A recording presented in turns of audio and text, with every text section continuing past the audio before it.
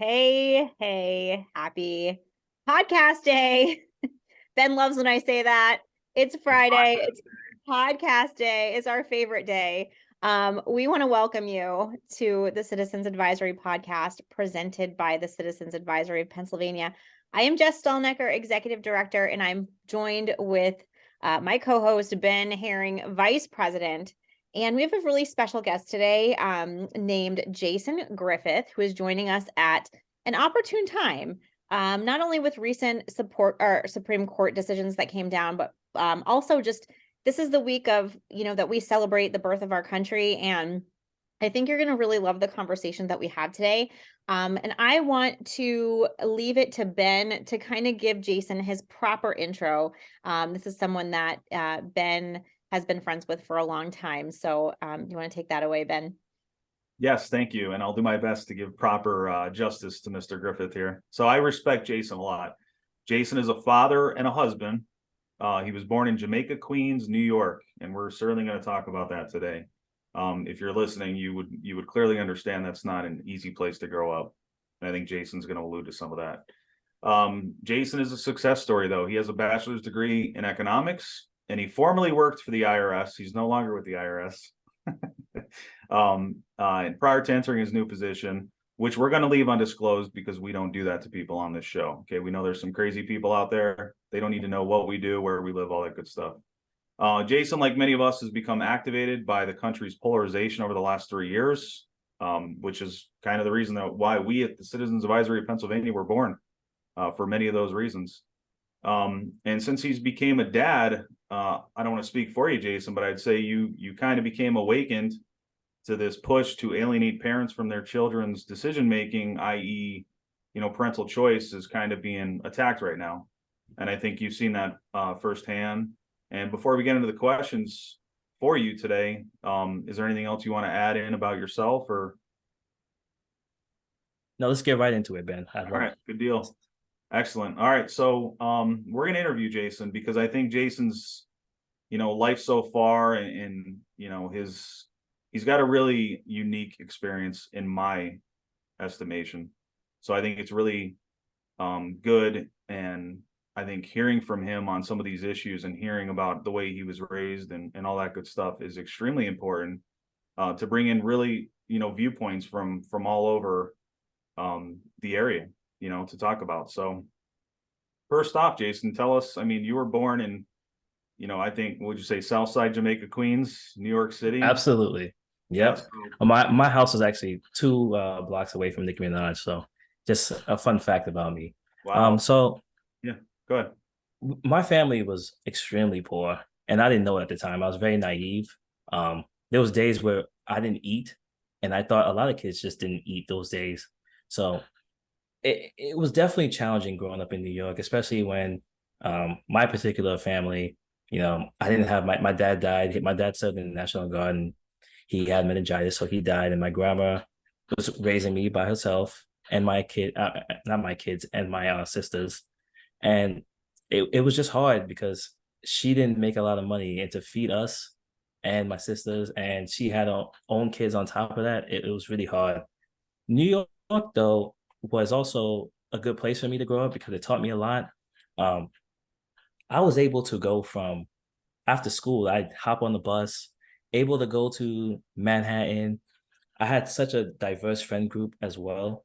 So I was friends with white people, I was friends with Asian people, Indian people. We'd all hop on the bus, we'd go to Manhattan, get food. I think that experience is very unique because a lot of places don't have the very um, expansive New York transit system where I could just go anywhere in New York City and have a good time. So good and bad with New York, good and bad. Yeah, that sounds really, I mean, I couldn't even imagine that for my kids, but that sounds like a really, a unique upbringing. And my question, I'm curious because this is kind of where we're going with this conversation, but did you notice even growing up, like, and maybe now you would have to look back because you probably didn't recognize it then, but did you notice that like progressive ideology was prevalent, or did people seem like more common sense? What would you say? People definitely, and I can look back on it now because if I'm being honest, I was one of those progressives. I was one of, my aunt used to have this saying, vote blue no matter who.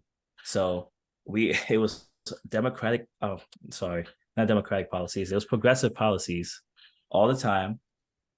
And, you know, it was very, at the time, I didn't really see it. I didn't see a problem with it because I was living there. And, I remember I was going down the block and I was talking to this guys on down the block. They were staying at the corner store. And we got into it because I got a new job. And we got into it and we was just, oh, you got a new job. And I was like, oh yeah, when are you gonna get a job? And then he was like, oh, the white people, they keep me down. I can't get a job. And at the time, I didn't know what that meant because I was like, well, I'm 16, I got a job. Why don't you have a job?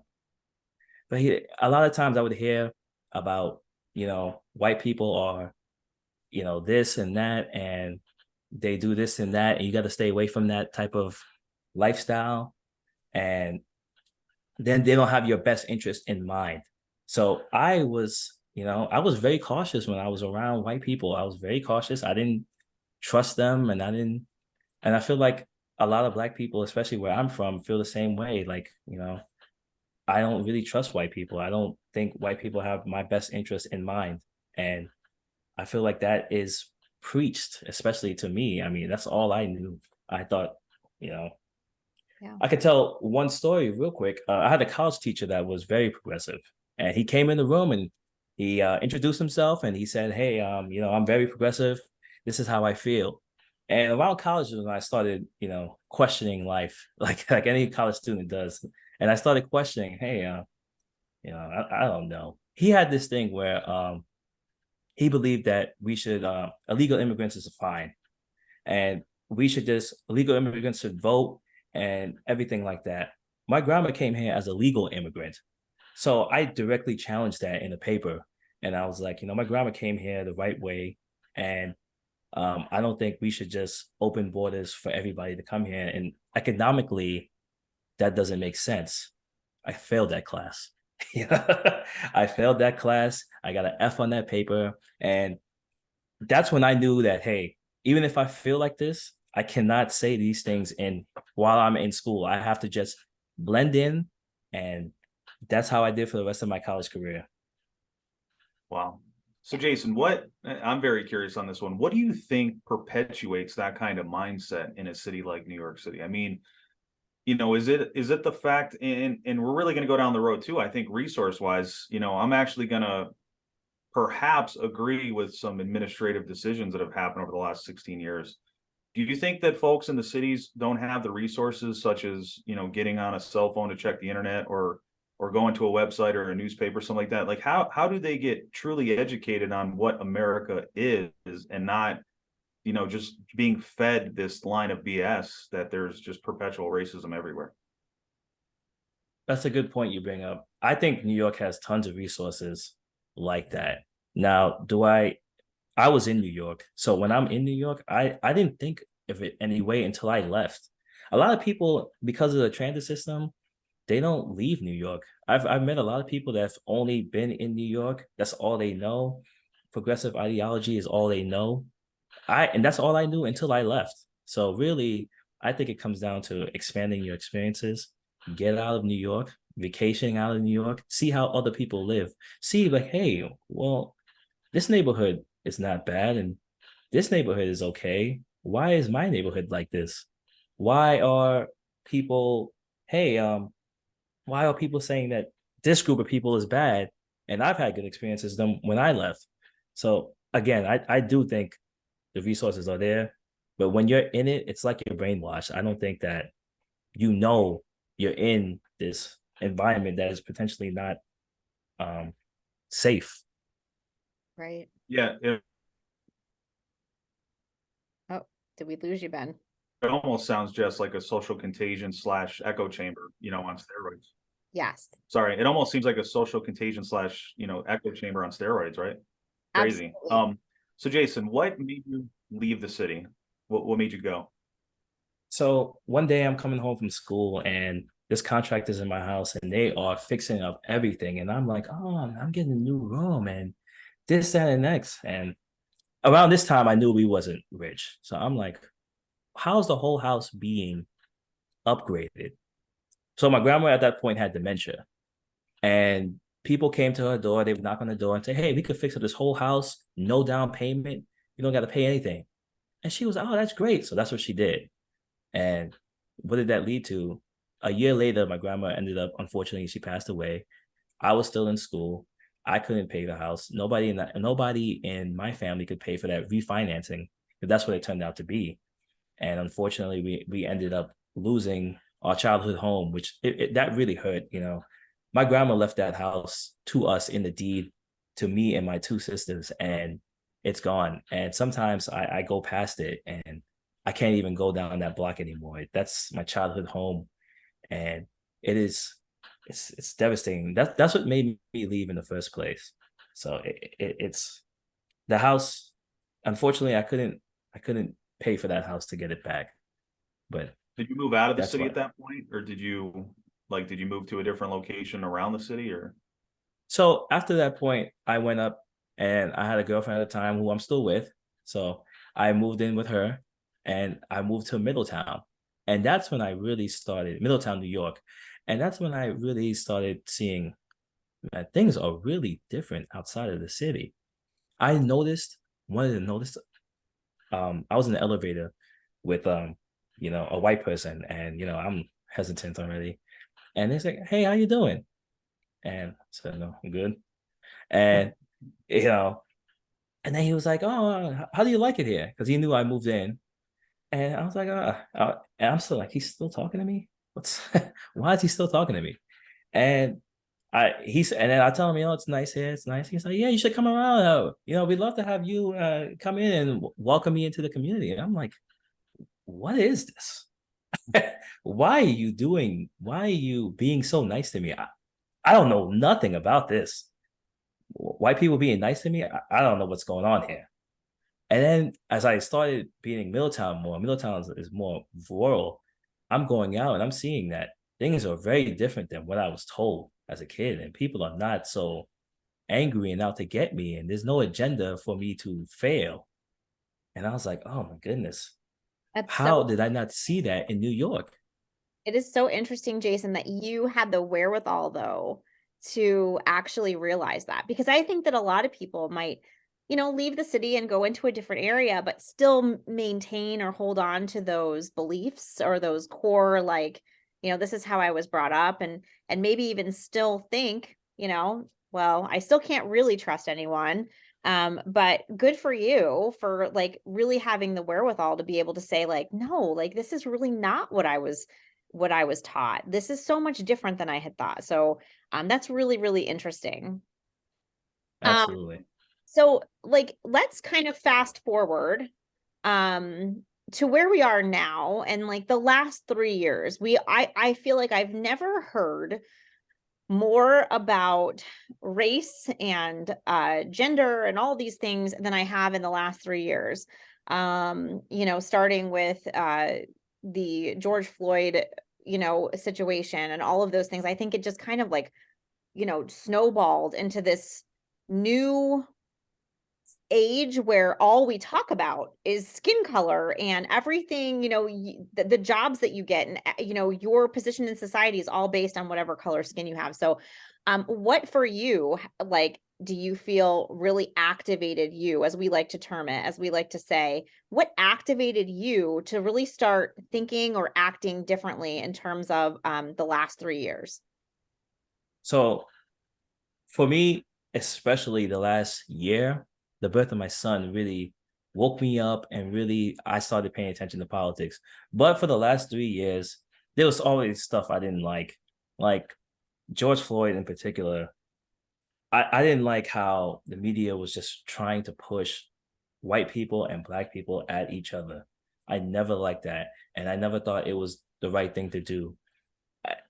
And there was a period of time, maybe since Trayvon Martin up until George Floyd, and still and continuing, where it was just the only time you heard about anything, anytime you heard about police, it was a police killing a black man, and unarmed black man. A lot of times it was just pushing each other, pushing white people and black people at each other, and I never liked that at all. in the past year, it's been unfortunate for me. It's been the LGBT community has really made me wake up because I have a young son. I do not want my son learning he can be any gender at age 1 or age 2. I don't think I if I'm going to send my child to school, I want him to learn 2 plus 2 equals 4. I want him to learn science.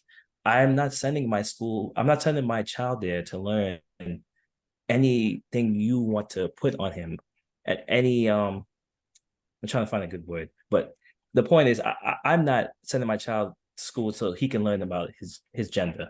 Let me teach my son his values and what I believe is good values. You don't have to do that for me. Teach my son math, teach my son science.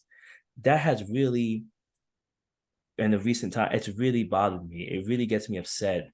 Just this Pride Month especially has gotten me upset, and I don't understand how people are not seeing what's going on. I mean, at Pride Parade, there are grown men stripping down and showing their body parts to kids. And I'm not saying I have no problem with gay people or the LGBT community, no problem at all. I remember when they want to get married, I was go for it. I do have a problem when you are showing your body parts to kids because any other place you would have got arrested on the spot. Yes. You go to a park and you are naked and on a bicycle and you're showing your stuff or you have kink clothes on, you're going to get arrested. Why is it at Pride Parade? Why is that acceptable? Mm-hmm. And I'm not saying all people there at Pride agree with that, but you have to denounce that. You have to say, leave. This is not a place for that. This is not a place for pedophiles to gather and show their stuff to kids. So that directly affects me because I'm not going to allow that. I'm not going to allow that at all. And I feel like if you allow that and you expose your kid to that, personally, I think you're a failure as a parent because that shouldn't happen. And that has really bothered me. Oh, amen, Jason. And let me add in real quick on that one too, Jess. I think it goes into this whole, people love to use the buzzword colorblind. People that actually truly believe in being colorblind, I respect those kind of people. And I think along that same line too, like I remember growing up, I lived for 4 years, I lived in New Jersey and it was predominantly Black kids around me and my brother. And I'll tell you what, if I messed with one of those kids in the neighborhood, the mom would have came out and whooped the living crap out of me. So there's no separation between the skin color and the mom or the dad coming after you if you mess with their kids. You know what I mean? That goes across every spectrum we have. So I think this is a topic, and I truly hope that no matter what your skin color is, like you see that exactly like you're saying, Jason. We as parents, we have an obligation. We brought these little boys and girls into this world, and we need to protect them. And I'm glad that you see it, in a common sense way, like most of us do. And it certainly should never be a racial issue whatsoever. I think people just need to wake up to that. Absolutely.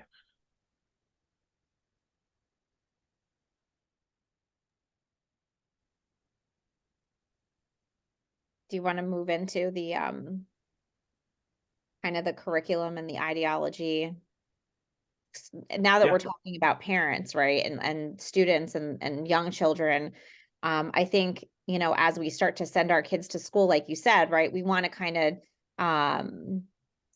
we as parents, I mean, I know I do, I want them to be learning academic, foundations at school. I want them to be learning, like you said, 2 plus 2. I want them to be learning real science. I taught real science for 18 years, so those are the things that I want my kids to learn. Instead, we see a lot of this, introduction of even racial curriculum, critical race theory being introduced. I just read an article, which is absolutely heartbreaking and disgusting, that the National Education Association, the largest teachers union in the country, has recommended that their teachers read books on queer theory and like all of this like very, very graphic gender ideology material. And it's disgusting. And it makes me so sad because for years I had to pay dues to those unions. So I'm just wondering, have you looked into any of those like sort of divisive curricula or like materials that, as a person of color, as a Black dad, like I've seen a lot of, school board meeting footage, and they're like, dad rips school board. How do you feel about that kind of thing? That critical race theory, the, queer theory, all that stuff kind of entering our schools little by little. It's funny you bring that up because I used to see those videos of dad ripping the school board, and I was like, I'd be that dad, absolutely. Because I just I don't think when I first heard about critical race theory, I was like, what is this? Why are we teaching this? This is not, kids shouldn't be taught to hate another or dislike another race, or this race's problem. This is what they did to you, and they put you down.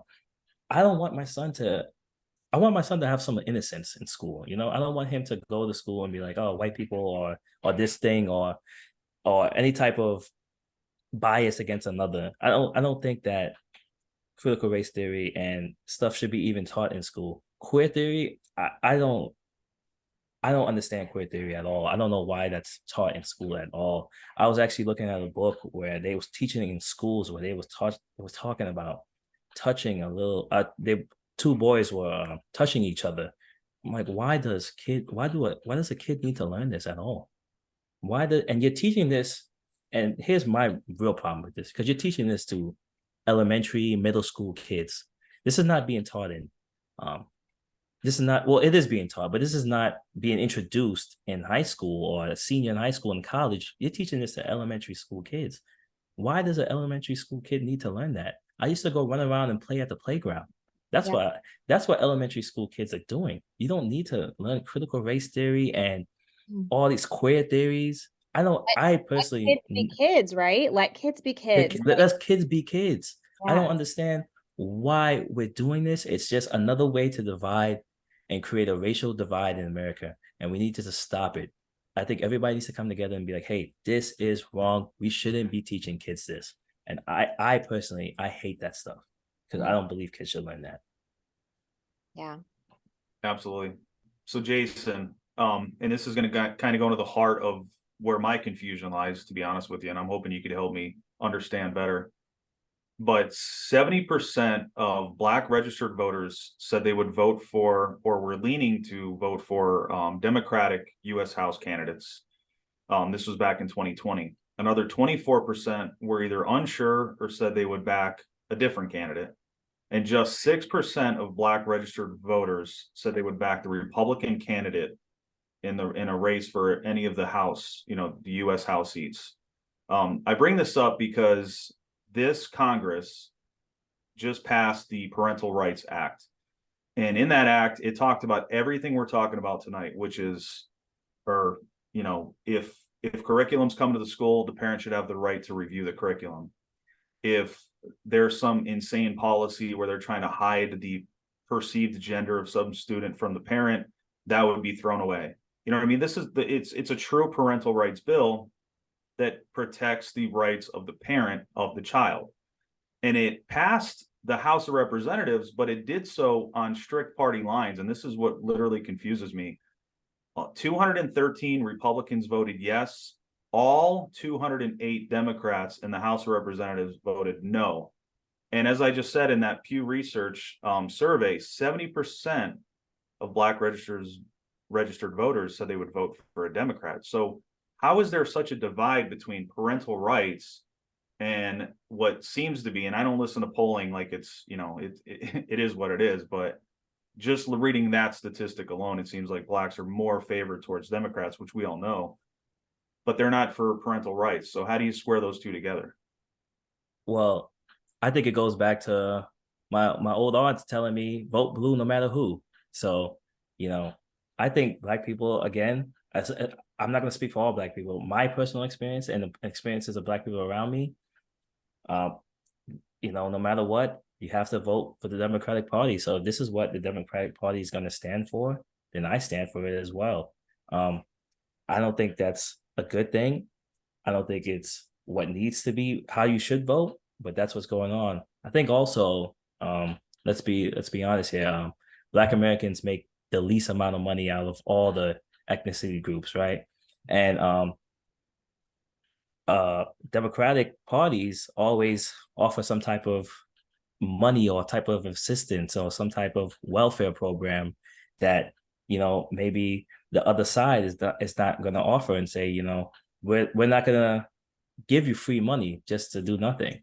I knew a lot of people in my neighborhood that never worked but owned houses, and I never understood that because I worked. I was working from 16, but they never worked, and they own houses, and they would say, white people are bad. And I can't do anything else. There are generations of Black Americans living in projects. What is that?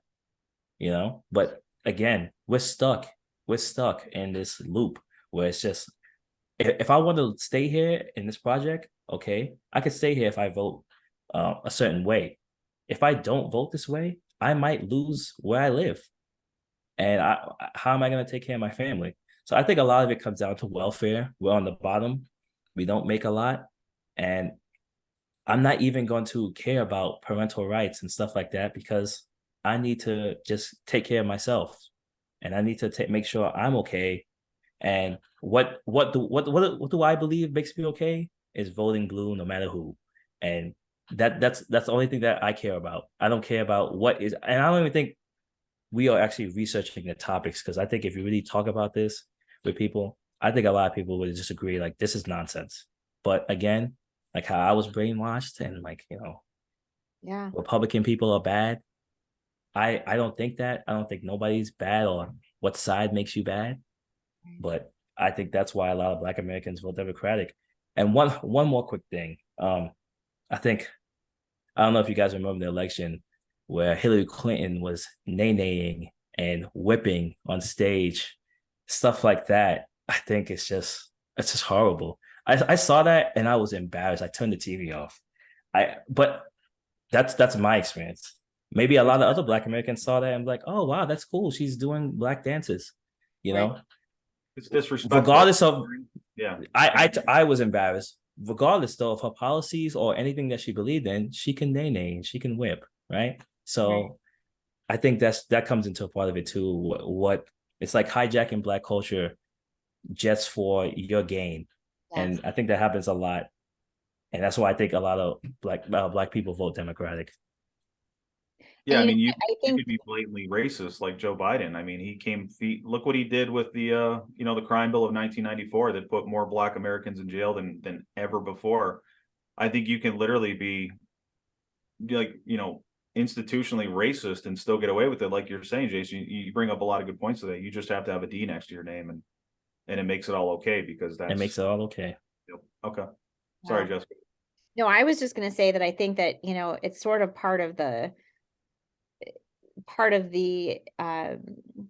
progressive plan is to keep people dependent on the government, right? So that's why, these people are stuck where they're at, so to speak.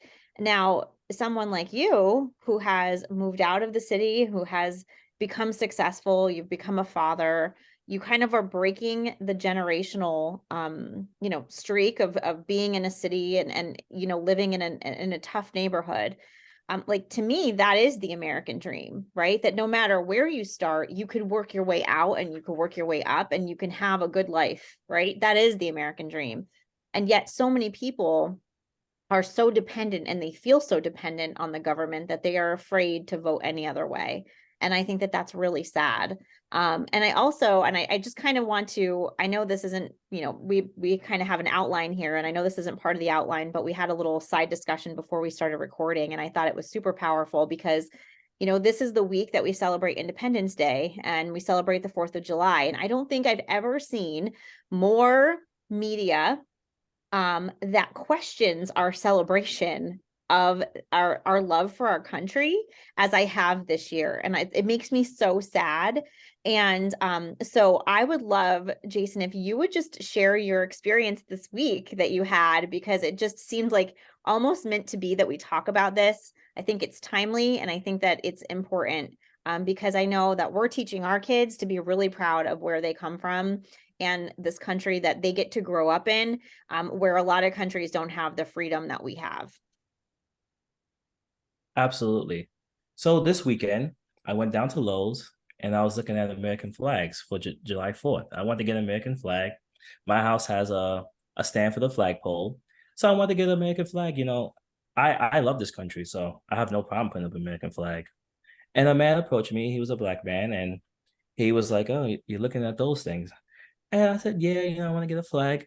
And it's a little expensive, but I'd like to get a flag." And the man was like, "Oh, you support that?" And I was like, "Yeah, I love this country. I have no problem with this country."